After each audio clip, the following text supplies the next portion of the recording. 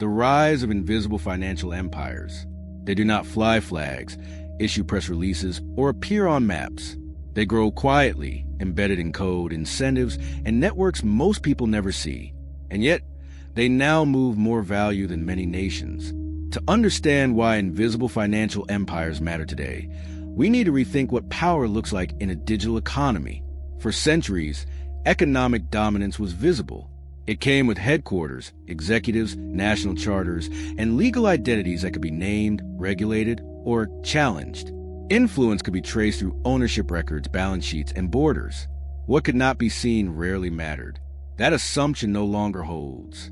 As decentralized systems matured, new concentrations of power emerged without traditional institutions containing them. These were not banks in conventional sense, nor corporations registered under a single jurisdiction. They were protocols, platforms, and financial layers operating continuously across the globe, coordinating capital through incentives rather than command. Participation was voluntary, yet dependence grew quickly. At first, these systems appeared fragmented. Separate projects, competing networks, experimental platforms. But over time, patterns formed. Liquidity pooled around certain protocols. Infrastructure standardized. A small number of systems became indispensable to the functioning of the broader ecosystem. They did not own assets directly. They governed flows. This is where the shift became profound. Control no longer required legal ownership.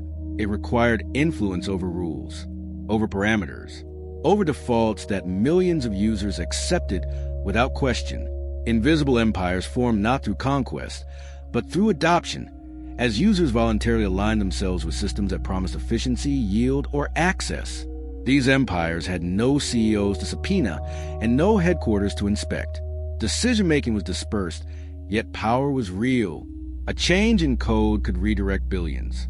An adjustment in incentives could reshape markets overnight.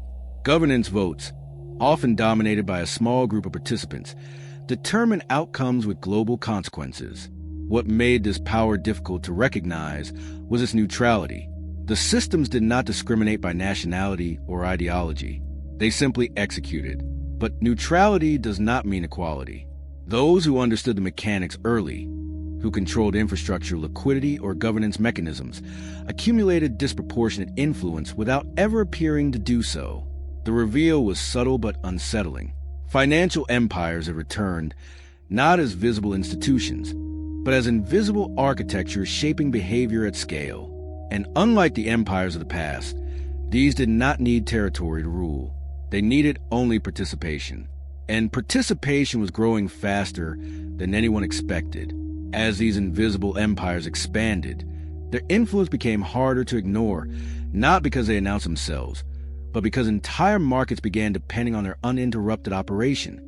What once felt like optional tools for a niche audience slowly transformed into critical infrastructure, quietly supporting lending, trading, settlement, and liquidity across a growing share of the digital economy. This dependency introduced a new kind of systemic risk. When a traditional institution fails, responsibility is traceable, responses are coordinated, and accountability is at least theoretically defined. When an invisible empire falters, the consequences ripple instantly across interconnected systems, often without a clear authority empowered to intervene.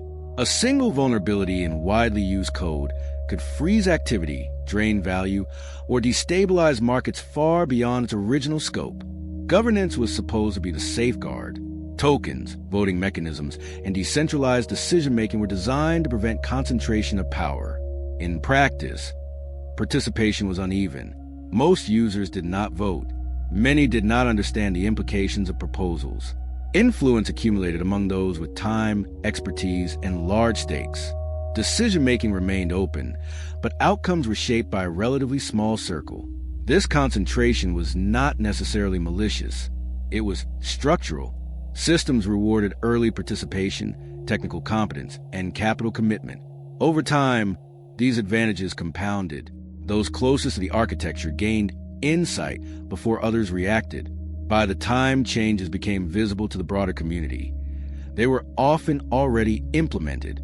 Meanwhile, layers of dependency form around these core protocols. Application services, and even other protocols relied on them as foundations. This created a hierarchy not enforced by contracts or law, but by practical necessity. Opting out became increasingly difficult as alternatives lacked liquidity, integration, or user adoption. What made this arrangement particularly fragile was its invisibility to outsiders. Regulators struggled to identify where power truly resided. Users often mistook decentralization for dispersion, assuming that the absence of familiar institutions meant the absence of dominance. In reality, power had not vanished. It had become harder to see. As these empires matured, they began influencing behavior beyond their original design. Incentives nudge users towards certain risks. Yields encourage leverage. Automated strategies amplified trends.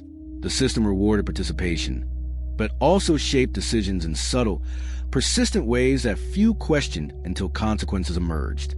The story was no longer about whether invisible empires existed.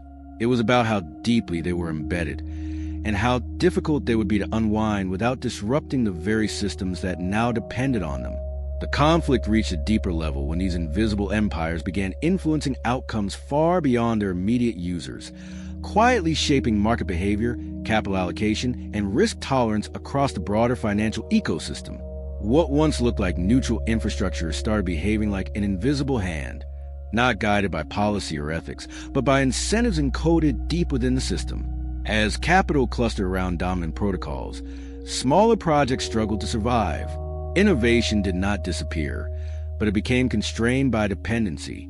New ideas were forced to integrate with existing empires or risk irrelevance. This dynamic mirrored traditional monopolies, yet without clear ownership or accountability.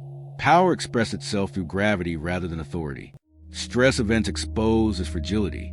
When a major protocol failed, paused, or was exploited, the shock waves traveled instantly through interconnected systems.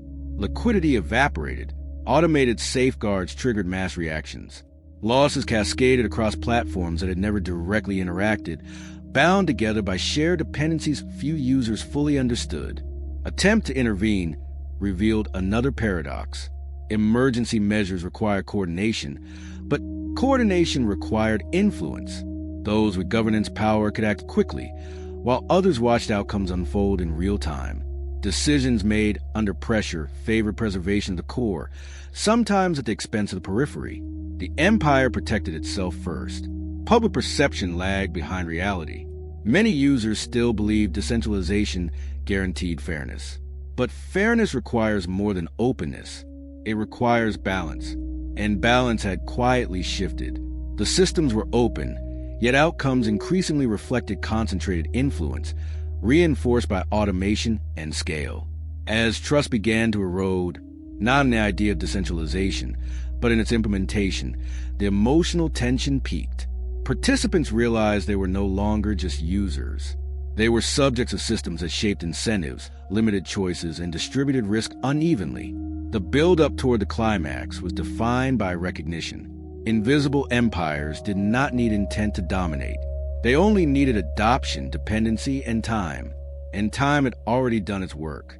The climax arrived not through exposure or collapse, but through realization, a growing awareness that these invisible financial empires were no longer emerging. They had already arrived, and the world was quietly operating inside their gravitational pull. What made this moment striking was its ordinariness. Transactions continued, markets functioned, interfaces remained smooth. Nothing looked broken, yet beneath that surface, dependency had hardened into structure. The systems people relied on daily were no longer interchangeable tools. They were foundations.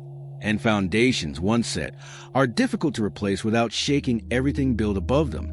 The power of these empires was not enforced through coercion. It was reinforced through convenience, through liquidity that was always there, through yields that felt irresistible, through integrations that made alternatives feel inefficient by comparison. Choice remained technically available, but practically constrained. This is where the story resolves into something more familiar. History has seen this pattern before. Power concentrates not because it demands obedience, but because it becomes useful, essential, normal. The invisible empires did not need to dominate openly. They only needed to become indispensable. The modern relevance is unavoidable. As finance becomes increasingly abstracted into software, the question of who controls outcomes becomes harder to answer. Authority no longer rests solely with institutions or governments. It rests with architectures that shape incentives silently, continuously, and at scale. These systems are not villains. They are reflections of efficiency prioritized over resilience, of growth favored over balance, of trust placed in mechanisms rather than judgment. Their influence reveals how easily convenience can substitute for scrutiny. The lesson is not to fear invisible empires, but to recognize them, to understand that decentralization does not prevent concentration. It changes how concentration forms. And without awareness, power settles where it faces the least resistance. The future will not be decided by whether these empires exist. It will be decided by whether societies learn to see them clearly enough to engage with them consciously, rather than drifting deeper into dependence without realizing the cost. The rise